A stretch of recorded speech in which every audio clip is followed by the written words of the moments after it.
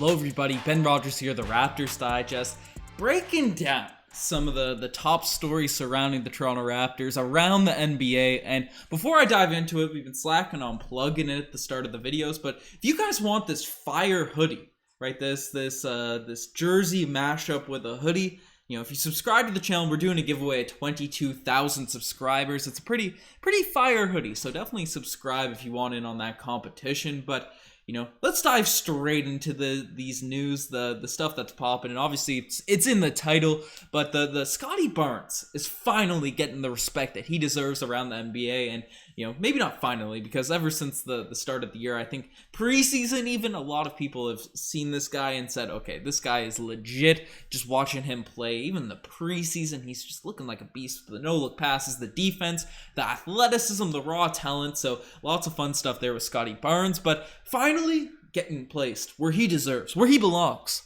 number one on the NBA rookie ladder. Right, and let's see what people are reacting to it. I'm out here on Reddit just scrolling through, you know, and following Scottie Barnes is Evan Mobley, who is another guy Toronto Raptors fans wanted, and I think we tried to trade up for him, so he would have been a cool fit. Obviously, get that center, but you know, we have a fun rookie duel. This probably tonight. I think this video is going up on Friday morning, so tonight. Big rookie duel between the number 1 and number 2 rookies on the rookie ladder. Then we have Canadian Chris Duarte, who you know is getting some he's getting some good minutes there for the Pacers. An older rookie Canadian, so you'll love to see it. Franz Wagner, who's you know, killing it for the Magic. He's outperforming a lot of people's expectations, and Josh Giddey. But we want to see Scottie Barnes. We want people to see what's happening with Scottie Barnes. And yeah, this is definitely a true take. The rookie batch this season is ridiculous. It's insane. We got stuff happening here. I think I have stuff minimized. So much Duarte slander on draft night. I don't recall that specifically, but I don't know. I definitely wasn't, because I didn't really know who he was, and he's Canadian. So if I knew that, then that would have been the case. But Masai, I'm truly sorry I ever doubted you. And honestly, we'll have to get some clips. We were bringing up some stuff on the live stream the other day with just history moments of Raptors Digest. And one of the biggest ones was the night we drafted Scottie Barnes, watching it live. And there was a lot of people that got to rescind their L's to Masai Ujiri, considering the trade or the fact that we picked up Scottie Barnes as the controversial pick, right? It wasn't the expected. Rarely do we see guys in GM situations deviate away from the consensus pick, especially with a pick so high for a team that never drafts that exceptionally high, at least in the last decade. So root props to Masai for getting that done. Definitely a baller move, but you know, that's a positive. Good list. That's very good. And Josh Giddey, Josh Giddey number 5. Love to see. He's been really good for the Oklahoma City Thunder. Hope Scottie's back soon to stay high on this list. It's so fun watching him effortlessly make plays, and that's 100% facts, because Scottie Barnes, as I said, he's coming back on for the Cleveland Cavaliers game, so nice to see him return quickly. Obviously, a lot of people got a scare there with the thumb injury. I assumed it was fine from what people were saying, so we didn't react to it too much on the pod, but did miss 2 games, so the Raptors fortunately got a couple of W's against some top teams in the NBA. That's a huge positive. Right, people are asking what happened, but you know, that's fun.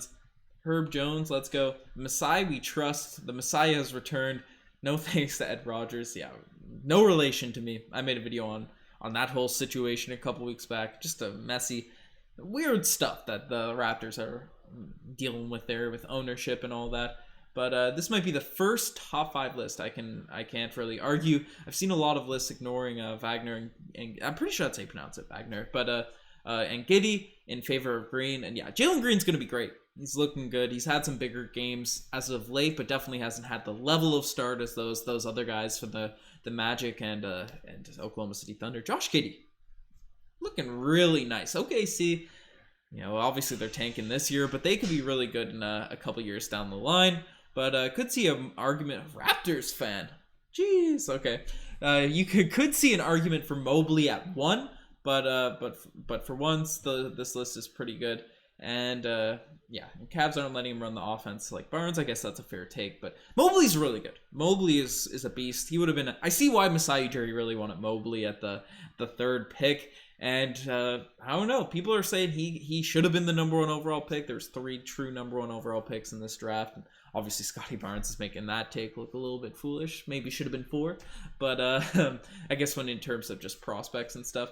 But yeah, Barnes is not running our offense well. He's averaging 2 assists and more turnovers. Van Vliet is our floor general. Barnes' finishing ability and defense is what I was impressed.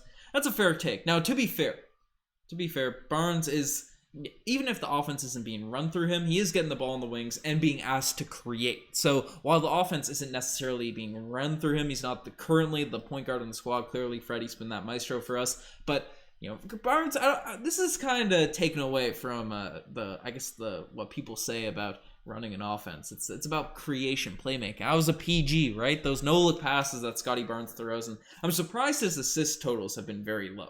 That's one thing, just the eye test watching the games from Scottie Barnes, because he gets a lot of hockey assists, flows through the offense. But yeah, that's definitely a fair point there. But definitely gets the ball more than Mobley from what I've seen of Cavs games and all that stuff happening. But Scottie Barnes our guy. I don't want to see any Mobley over Scottie Barnes. We gotta hold our guy in account. But it's we got all this stuff happening. Barnes is putting up great numbers, playing almost purely in the flow of the offense. I'm excited to see how his game continues to grow. That's 100% facts, right? He's gonna, Nick Nurse has said Scottie Barnes shot selection, or one night he had 17 shots. Like, that's a lot, but it needs to be more. And I'm excited to see the ball in Scottie Barnes' hands more, see what happens, and see him develop. And he's getting more and more comfortable as the season goes along, which is crazy to think about. He's already twice the player he was in college at this point in his NBA career, which is just wild. The guy barely averaged 10 points per game in college, which is crazy. We got a Masai Ujiri comment, and then just listing through his draft picks in these years. Scottie Barnes at 4, Delano Banton at 46. Don't leave out David Johnson. David Johnson's could be good. Apparently I was reading something. David Johnson was projected to be a lottery pick prior to the NCAA season, and then dealt with some injuries and stuff. So maybe we're sleeping on old David Johnson, but we'll see what happens with him. Malachi Flynn, obviously great pick at 29. Fred VanVleet, 23. Fred VanVleet was undrafted, sir. Whoever made this. And I don't think Fred VanVleet was in the 2016 year. He came in with Pascal Siakam and Jakob Poeltl. That's they mistaken on this list right here. But DeLon Wright, obviously I'm surprised DeLon Wright never found his footing with a team in the league. I think he's been underrated, and he does put up some big numbers for some teams. Plays a bit of defense, but the jump shot never really got to where it needed to be. Someone's pointing out Norman Powell down here in the 40s as well. So that's definitely a guy. And shout out Jakob Poeltl too. He's been killing it for the Spurs this season, dealing with health and safety protocols right now, but definitely a guy. Obviously, we had to flip him in the Kawhi trade, but tough to see him. See him lose him, but definitely would rather lose him than a Siakam and OG, which was the rumor the night before the Kawhi Leonard trade happened. But I don't know. That's some fun stuff right there. But yeah, people are saying Franz and Scottie are being called busts on draft night, even by Raptors fans, I might add. Right now, it's fun to see. But those are a lot of takes in regards to Scottie Barnes. But there's more stuff we should dive into, and this is the big one. This is the big news that's happening right now. Scottie Barnes will play against the Cleveland Cavaliers. I already brought that up in the video, but shout out to that getting reported. Shout out to Scottie coming back. I just love watching him play, and I think I was talking about this with Riker on the last podcast, but the excitement I have for Raptors games, again, it's to the moon, right? It's on another level. So I'm happy that that excitement's back. My joy for the Raptors is back, and you love to see it, right? And we wow, whoa! Do people see that? Do people see this right here? See this? See the circle? When I'm circling with my cursor, 4th seed, 4th. I was flamed by everyone. The comment section, the live stream chats. J.E. Skeets came on on the podcast and saying, 4th seed? That's a bit wild. That's a bit crazy. He's a homer, but that's a bit crazy. Guys, we're 4th seed right now, even after a brutal start to the season. I'm not saying anything because they definitely, the East is tough. Don't want to jump to conclusions too early, but gotta put that Raptors stock to the moon because we are looking good right now. And we play the Cavs tomorrow, who have been really good as well, 5-4. But we get that win, Play the Nets, who are right on our heels.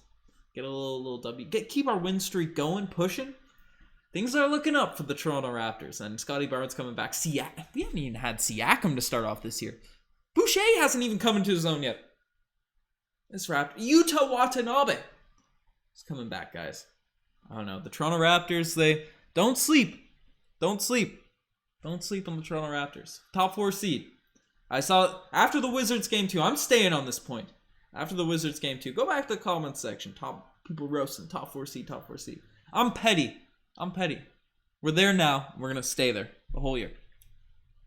But there's my diatribe about the Toronto Raptors. But you know, then we have a comment on Ken Birch. Ken Birch said he's never seen a player go from not playing defense to suddenly being a star like Gary Trent Jr.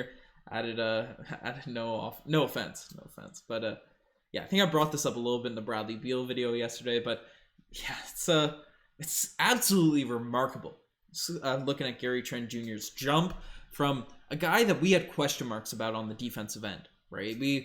Coming into this season, Riker and I, obviously, especially me, Riker joined on the bandwagon late, but I was on Norm Island year in, year out.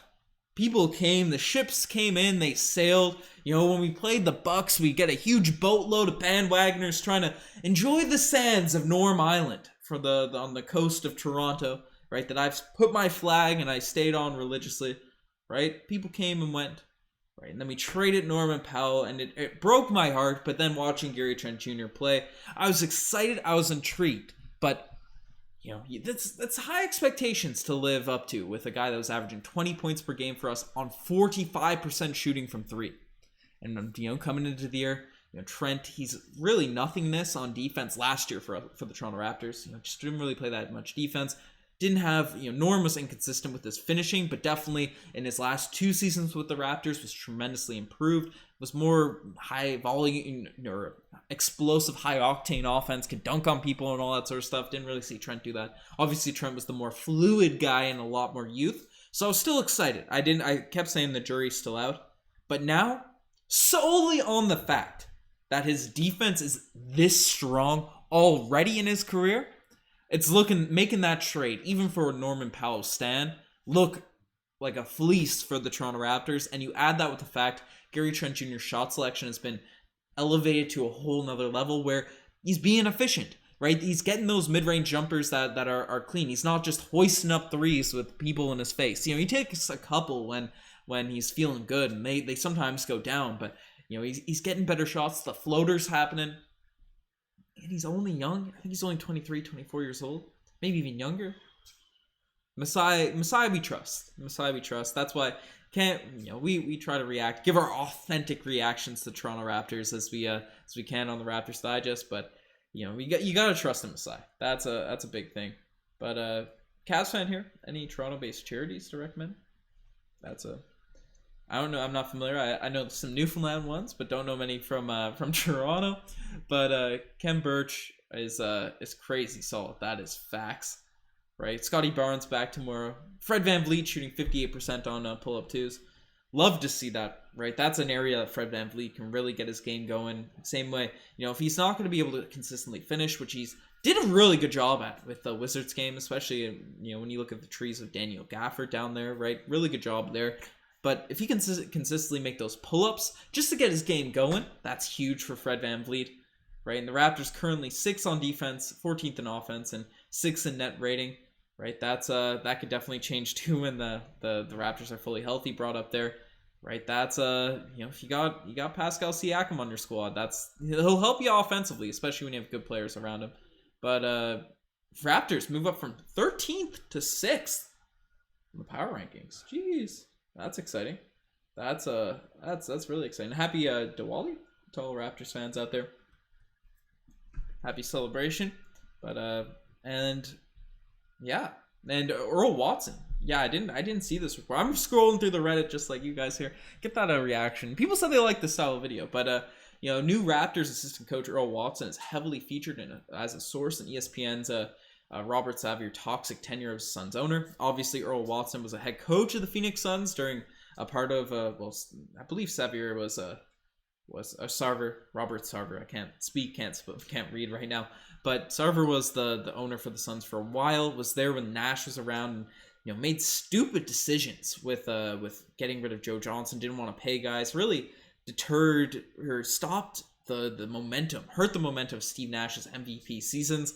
Right, that was a huge reason he didn't get to the finals, potentially win a championship himself, which is unfortunate. But if you read the stuff that's coming out about Sarver, now he's denying it adamantly, I guess, as anyone would. Has the means to afford a legal representation to fight this stuff, but definitely gross accusations from Sarver with racism and sexism and all that sort of stuff. But definitely not the best look. So the NBA's doing an investigation. I guess we have to wait for that to come out, but definitely a bad look on Sarver. Could hopefully for Phoenix Suns fans too, because he's a cheap owner, and obviously for all the employees, especially of the Phoenix Suns, hopefully he gets kicked out. And nice to see Earl Watson get moved from that Phoenix. I guess they're fine.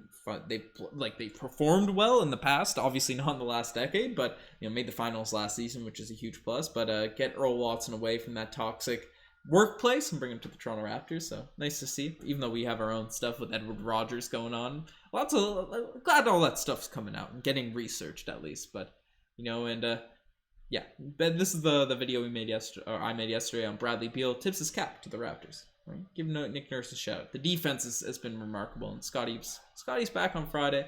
Lots of cool stuff, guys. Lots of stuff happening. But again, let me know in the comment section what you guys think of these videos. Just scrolling through Reddit, chilling with you guys, keeping up to date on all the Raptors news that doesn't necessarily have to be a full video, but we can just dive into, talk about on here. And as mentioned earlier, you want this fresh hoodie, subscribe to the channel. It's you'll be entered in a giveaway, and Jake Johnson's got to send that video because we gave out a jersey and it's out there. Apparently it's delivered, so hopefully that's all good. But anyways, you guys are the best for making this far. Check out the Instagram, the TikTok, the Twitter, all that cool stuff. Join the channel membership if you want lots of cool perks for the channel, cool emojis, cool you get exclusive access to the call-in segments that we're going to make coming up soon, I believe this week. Riker's still organizing that. We're getting all that stuff worked out. If you want to join the Go tier, you can literally select a video for Riker and I to make a video on any topic that's within the appropriateness of YouTube. that we'll be judging of that. But even though we go off the rails with topics, but definitely want to keep it channel PG or whatever. But you guys are the best. Enough of me rambling. I'm signing off. Cheers.